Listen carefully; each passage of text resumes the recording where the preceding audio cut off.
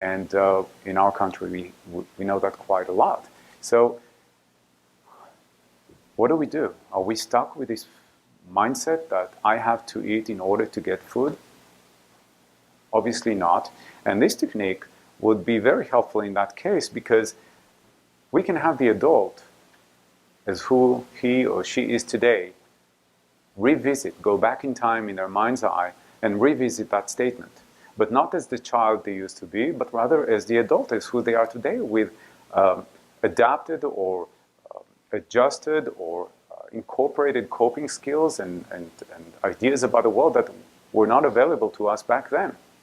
And guess what? We're going to come to the truth about this statement, that it really was meant to bestow appreciation for the amount of food that we were lucky. Not everybody had food.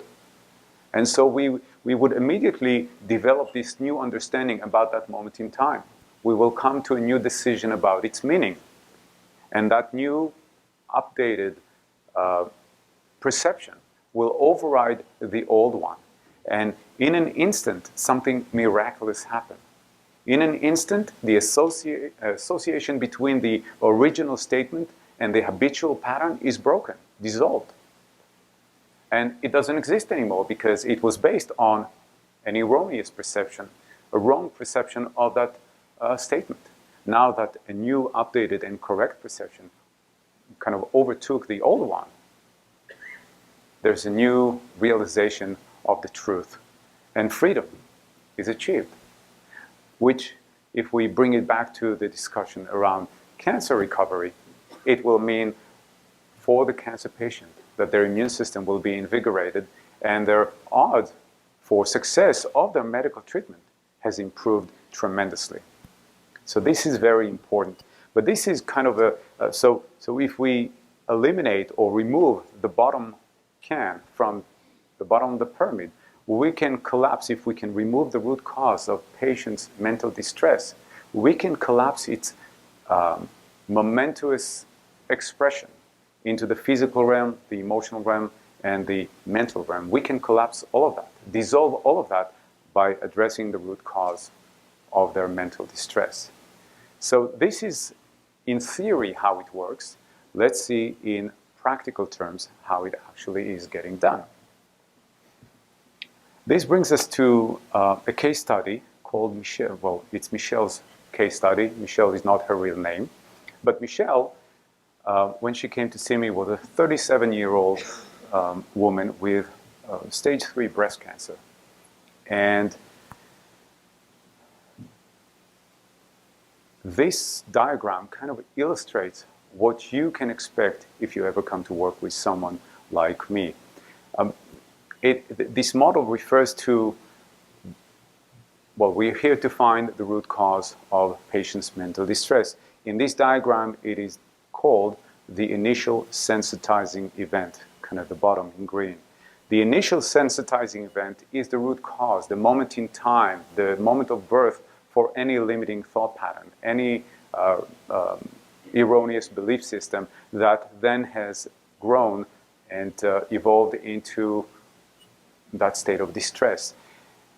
The initial sensitizing event, this model, really represents a universal truth in nature, that the law of cause and effect, that every tree, even the mighty oak tree, has begun its life as a single little seed. And that seed, once planted in the ground, has germinated to grow a stem and then a shaft and branches and leaves to become the mighty oak that we can see it today. But it began its life in that particular seed. When we talk about patient's mental distress, that symptom, it also has evolved out of this very moment, singular moment in time we call the initial sensitizing event, which later on was compounded by other events which we call subsequent sensitizing events. But it's important to see that with every client, we start where you are. In other words, we don't have to, there's no preparation. The entry point is where you are. It's like if you had an old sweater and you want to kind of pull on that one string, you could undo the whole sweater just by pulling on that string. There's no previous preparation. You simply need to have the willingness to be authentic and to really allow that which is experienced to be communicated. So the entry point is where you are. Once we begin the process, we invite the mind to take us to what it believes is a situation, moment in time, or event that has everything to do with forming this pattern of distress. And oftentimes it will take us not all the way down to the ISE, which is kind of one to the last from the bottom, but it will take us first to a closer event, a secondary event that has compounded the first initial perception. In the case of Michelle, that was at the age of 17 when she had an unplanned pregnancy, which she really wanted to keep. But being under the care of her parents, she was influenced to terminate that pregnancy, which resulted in tremendous amount of pain. And as a man, I cannot possibly begin to understand this conflict and the difficulty in its fullness, but I can appreciate the tremendous amount of pain that she, Michelle, has gone through, because in that very moment, there was a tremendous amount of energy, of emotional energy captured, and almost like a fossil inside of her. It was festering all these years. She never really have allowed it to be exhausted. And that caused you can think of ripples when you throw a stone into the pond. These ripples just continue to reverberate throughout life and create or perpetuate this theme, which in Michelle's case was a sense of worthlessness, that's right, and self-hate. And the amount of energy that was stored in that moment, once exhausted, and we do that in the office in a very safe way. We have a pillow. There's different ways to do that, but we have a pillow, and we can kind of get all that energy channeled from wherever it is stored within the physical body. We can allow it to channel through the arm and pound that energy, exhaust that energy into the pillow. And it has a tremendous effect. And sometimes it's very emotional. Sometimes it's even violent, because there's tremendous amount of anger, tremendous amount of resentment, and it's been festering there for so many years that it is just erupting.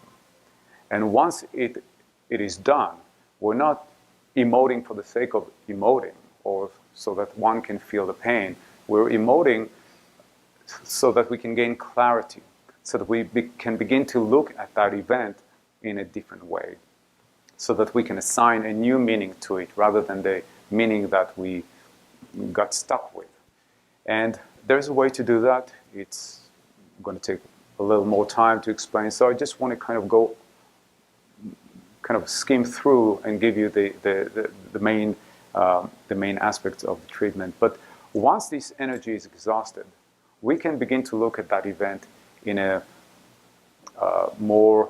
with greater clarity, so that we can begin to find the silver lining around this very dark cloud. Now, it doesn't make the cloud go away, but it just helps us shift our gaze from the center of this dark cloud to the silver lining around it. Because through each and every difficult event in our life, nothing is completely negative or completely positive. There's always something that we can find within even the most difficult events that has benefited us in some way. We have grown, we have become wiser, and so we can begin to kind of shift our gaze in that direction. The first subsequent event for Michelle was the age of 17. The second one, oops, I'm pressing the wrong button. The second one was the age of 11. And at the age of 11, she recalled coming back from school with a very poor report card. And she recalled her mother's response to that report card, and how difficult it was for her to watch her mother kind of feeling very disappointed with her. And her mother just kind of kept on laying it very thick with guilt, reminding her how much she sacrificed just so that she can go to that particular school, that she can have this opportunity, and how disappointed she is that, how many? I didn't see. 5? Oh, okay. So there was tremendous amount of difficulty there that was stored. In this case, we too kind of exhausted that place, that energy that was stuck in there, and we moved forward, or backward, I should say, to the age of 6.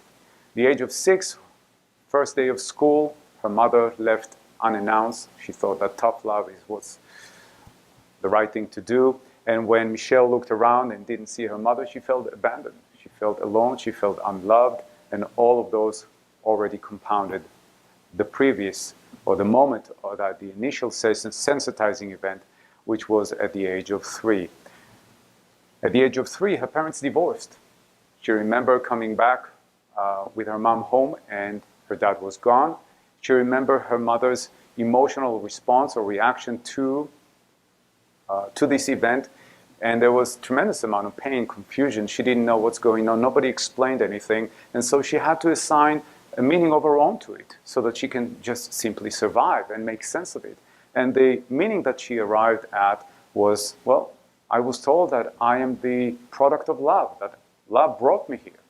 So what has changed? If my parents had love before, they don't have love now.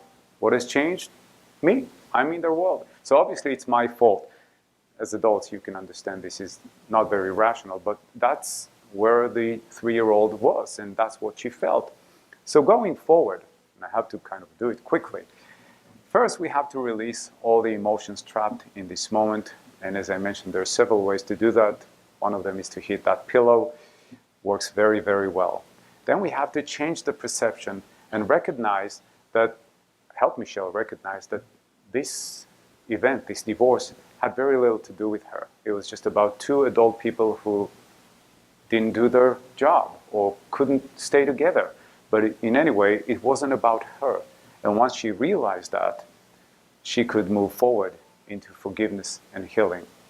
It's not so simple. Forgiveness is often associated with denial, with forgetfulness, but it's neither. It's mostly about remembering, but remembering what has happened in a meaningful way.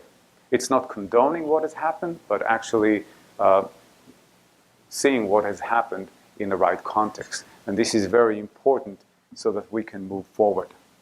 The last part of this process is what we call the assimilation into healing, because into the present time, because all that healing that happened throughout the timeline of Michelle's life now have to come full fold into the future, into the present time, and be assimilated in this moment. And this is a magical moment because there's tremendous amount of healing that is happening. But I can tell you more about it outside after this presentation. What I did want you to gain is a couple of things. The takeaway from this presentation is this. There's more to healing than just submitting your body to treatment. There's more to recovery than just what happens in your doctor's office. Your state of mind is really your greatest ally in the recovery process. And if you can begin to shift and understand or view illness as a call to action for you to participate in your own journey of life, if you can begin to live more authentically and more aligned with your own core values, then this is really the very message, the very element that will help you become more resilient and more able. Illness highlights the necessity of an existential shift to live more authentically. It really does leave us no choice. There are a few books that I would like to suggest. We don't have the time, but either one of those, and I'm happy to send you a copy of that presentation later on, but either one of these offer tremendous amount of information, both scientifically as well as, scientifically, all of them have scientific backgrounds. So these are very important. There's also my book, which I'm happy to say I have a few copies outside. If you'd like them signed, just come see me outside in the book signing table. And yes, that's basically it. I want to thank you personally for listening. And if I have, yeah, thank you.